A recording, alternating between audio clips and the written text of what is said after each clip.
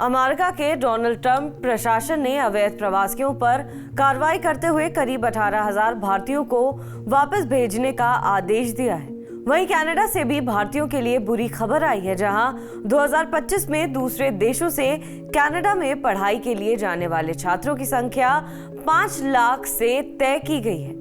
ऐसे कानूनों से उन भारतीयों को बड़ा नुकसान होने की उम्मीद है जो बेहतर जिंदगी और रोजगार के लिए इन देशों का रुख करने का प्लान कर रहे हैं। इन सबके बीच सऊदी अरब के मानव संसाधन और सामाजिक विकास मंत्रालय ने एक ऐसी नीति की शुरुआत की है जो भारतीयों के लिए खुशी लेकर आई है। भारत में बड़ी संख्या में लोग स्किल, सेमी स्किल और अनस्किल्ड लेबर के तौर पर सऊदी के विभिन्न क्षेत्रों में काम कर रहे हैं।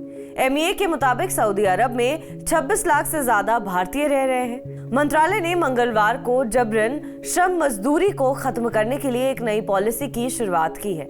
इसके लागू होने के बाद सऊदी अरब पहला ऐसा देश बन गया है जिसने सुरक्षित काम के माहौल बनाने की दिशा में कदम उठाए हैं और दूसरे देशों से आने वाले मजदूरों के हितों का ख्याल रखा है।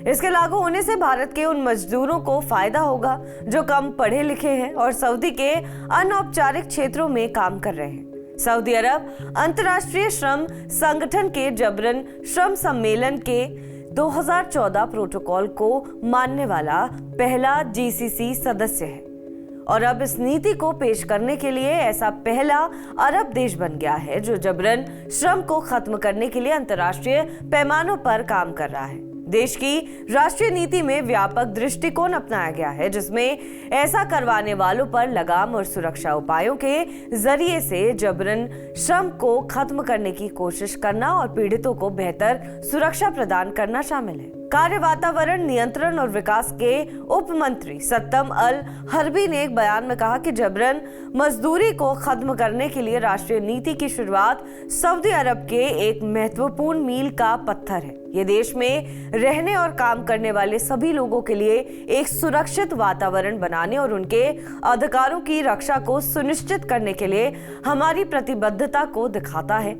राष्ट्रीय नीति की शुरुआत वैश्विक और स्थानीय भागीदारों के सहयोग से कर्मचारियों के अधिकारियों की रक्षा के लिए हमारे चल रहे काम पर भी आधारित है।